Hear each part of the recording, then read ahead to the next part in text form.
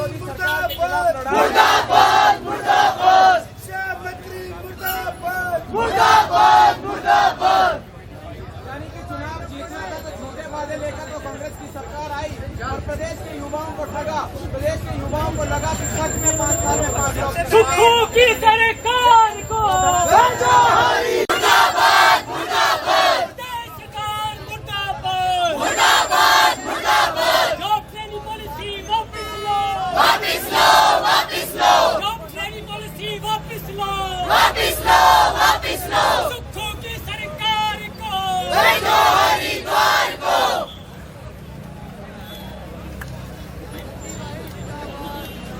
युवा एकता जिंदाबाद जिंदाबाद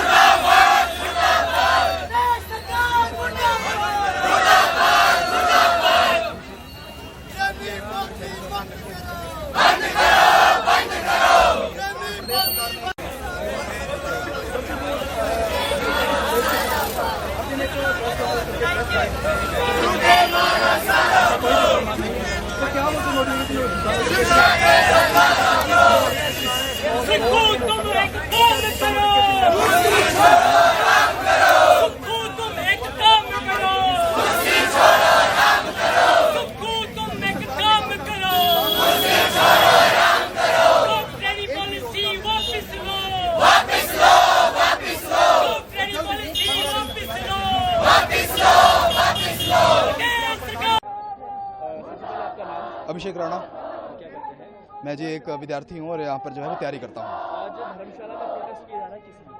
जी, जैसे कि हिमाचल सरकार ने एक तुगलकी फरमान जारी किया है जॉब ट्रेनिंग पॉलिसी के नाम से, जो युवाओं के पूर्णतः जो रूप पर है वो शोषण करने का काम किया है।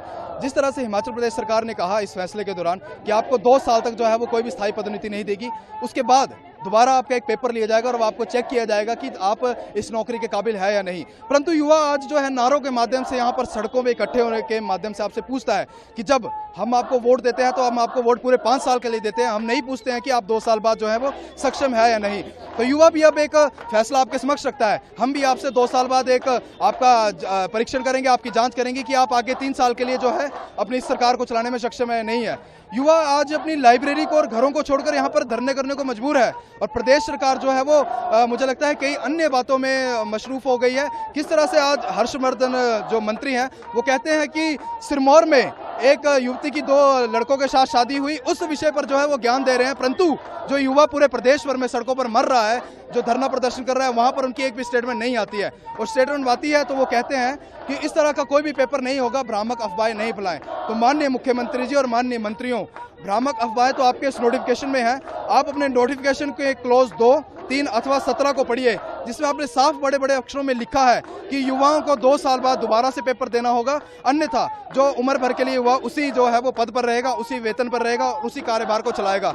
तो युवा जो है अपने घरों से अपने यहाँ पर पैसे व्यय करके इस काम के लिए तो नहीं अपनी पढ़ाई कर रहा है। और सरकार अगर इस फैसले को वापस नहीं लेती है, लिखित तौर पर हम नहीं सुनेंगे कि आप कह रहे हैं कि वर्बली तौर पर आप कह दे रहे हैं कि ऐसा कुछ भी नहीं है, परंतु अगर आप लिखित तौर पर इस फैसले को वापस नहीं लेते हैं तो आज सड़कों पर, धर्मशाला की सड़कों पर आपको युवा दिखा है। आने वाले दिनों में हम सचिवालय का भी घेराव करेंगे पूरे प्रदेश भर के युवाओं को इकट्ठा करके, जिसका खामियाजा सरकार को आज नहीं 2027 के चुनावों में जरूर भुगतना पड़ेगा। आज हमारे यहाँ पर 400 से 500 युवा पहुंचा है, अभी बाकी भी शिक्षण संस्थानों से युवा यहाँ पर इकट्ठा हो रहा है और जल्द ही हम जो है शिमला के सचिवालय का घेराव भी करेंगे इन सभी युवाओं को प्रदेश भर से इकट्ठा करके। क्या नाम है आपका? मेरा नाम पूजा है। क्या करते हैं? मैं जेबीटी कमीशन की तैयारी कर रही हूँ। आप किस लिए यहाँ पहुँचे? आज हम जो हमारी सरकार ने ट्रेनिंग पॉलिसी जो बनाई है उनका आज हम प्रोटेस्ट कर रहे हैं, इसलिए आज हम इधर आए हैं। क्या मांग करते हैं? हम प्रदेश सरकार से अनुरोध करते हैं कि जो वो पॉलिसी बनाए जा रहे हैं, पॉलिसी बनाए जा रहे हैं, तो उनसे अनुरोध है कि हम स्टूडेंट जो है सबसे पहले ट्रेनिंग करके आते हैं, उसके बाद हम टेट क्वालिफाई करके आते हैं, उसके बाद हम कमीशन के बाद हम जॉब लेते हैं, और वहाँ भी उन्होंने पॉलिसी बना दी है। तो ये गलत है। स्टूडेंट्स कई टाइम से जो है वो कमीशन की तैयारी पे लगे हुए हैं और सरकार जो है उनके साथ धोखा कर रही है। और कभी कभी तो ऐसा लगता है कि हमने एक शायद अनपढ़ सरकार ही बना दी है, जो कि स्टूडेंट के अगर पढ़ी लिखी होती तो अब वो ऐसा कभी नहीं करते। और स्टूडेंट जो है वो कब से तैयारियां कर रहे हैं, उनके हित के बारे में भी सोचो। और अगर वो प्रशासन, अगर वो सरकार नहीं चला सकती है तो कृपा करके स्टूडेंट को स्ट्रेस मत दो और आप जो है वो आराम करो, और हम लोग जो है फिर प्रशासन में आते हैं। धन्यवाद।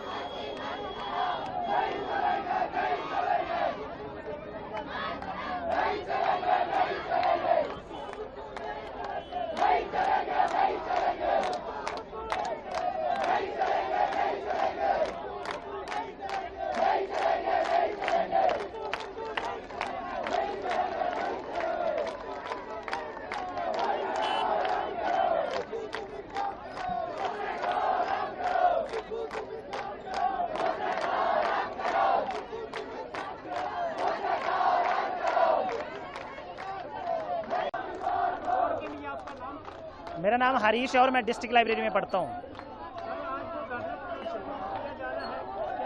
आज जो धरना प्रदर्शन युवा शक्ति कांगड़ा के माध्यम से किया जा रहा है, मैं आपको बता दूं, प्रदेश सरकार में एक जॉब ट्रेनिंग पॉलिसी का तुगलकी फरमान जो है वो लाने का काम किया है, जिसके विरोध में आप पीछे देख रहे होंगे कि ये जो भीड़ आज इकट्ठी हुई है, ये सिर्फ भीड़ नहीं है, ये प्रदेश का शिक्षित युवा है जो प्रदेश सरकार को चेता देना चाहता है कि समय रहते आधिकारिक तौर पर, ऑफिशियल तौर पर जॉब ट्रेनिंग पॉलिसी का वापस लो, नहीं तो प्रदेश का युवा आज चलो धर्मशाला के माध्यम से इकट्ठा हुआ है, कल चलो शिमला के माध्यम से सचिवालय का घेराव करेगा। अगर सरकार मांग नहीं मानती है तो आज हम 1000 की संख्या में यहाँ पर हैं, कल को हम जो है 20 और 25 हजार की संख्या में जो शिमला का घेराव करेंगे।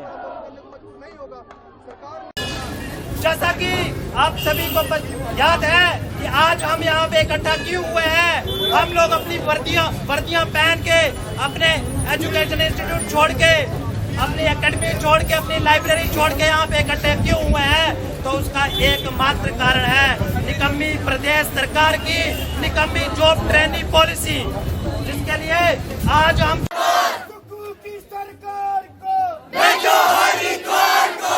जैसे कि आप सभी को पता है कि हम जो है 2 साल बीएड करते हैं, जेवीटी करते हैं, ग्रेजुएशन के बाद 5-5 साल लाइब्रेरी में तैयारी करते हैं, पर अगर प्रदेश सरकार को देखा जाए तो 3 साल से उनको पक्की नौकरी तो हम लोगों ने 68 सीटों के साथ दे दी है, पर वो हमारी पक्की नौकरी के साथ खिलवाड़ करते नजर आ रहे हैं।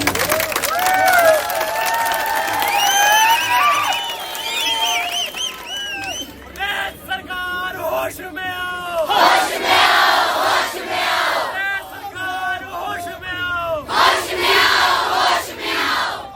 अगर हम शिक्षा व्यवस्था नहीं किसी के बाप की, अगर हम शिमला जाने से भी परहेज करेंगे, नहीं करेंगे। और अगर आप सोचेंगे कि लॉटरी गोली से, अगर आप सोचेंगे कि पुलिस को लगाकर, अगर आप सोचेंगे कि केस लगाकर हम युवाओं के आवाज को दबाएंगे तो युवा दबने वाला नहीं है।